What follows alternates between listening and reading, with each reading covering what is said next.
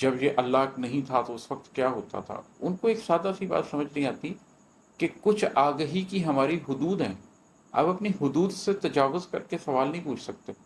تو جب آپ کو شعور بندگی حاصل ہوتا ہے تو سب سے پہلے تو آپ کو حدود آگہی معلوم ہوتی ہیں، آپ کو یہ معلوم ہوتا ہے کہ آپ کیا جان سکتے ہیں اور کیا نہیں جان سکتے، آپ کے علم کی حد کیا ہے۔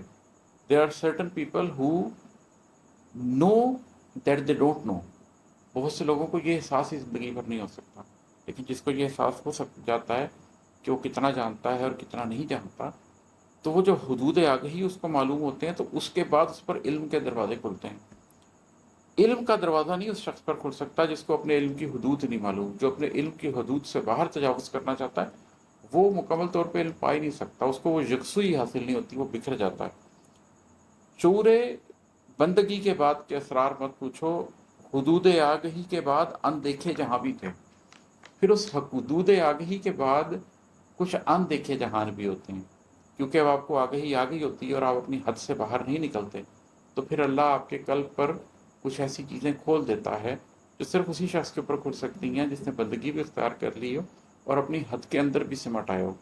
تو اس کے بعد اللہ آپ کے قلب کے اوپر جو مشیت الہی کے راز کھولتا ہے، جو کن فیکون کے راز کھولتا ہے، جو جیسے آپ جانتے ہیں کہ اللہ نے یہ کائنات کیوں بنائی ہے اور آپ اس کے اسرار کو سمجھنے لگ جاتے ہیں اور آپ راضی برضا ہونا شروع کرتے ہیں، تو یہ اس حوالے سے آپ کو یہ شعر بتا رہا ہے کہ شعور بندگی کے بعد کے اسرار مت پوچھو، حدود آگہی کے بعد اندیکھے جہاں بھی تھے۔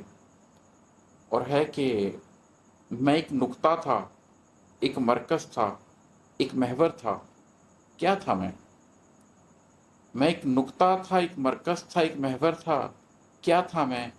میرے اندر زماں بھی تھے، میرے اندر مکاں بھی تھے۔ اب نقطہ کیا ہوتا ہے؟ میری ایک پوری نظم ہے اس بارے میں کہ نقطہ ہوتا کیا ہے۔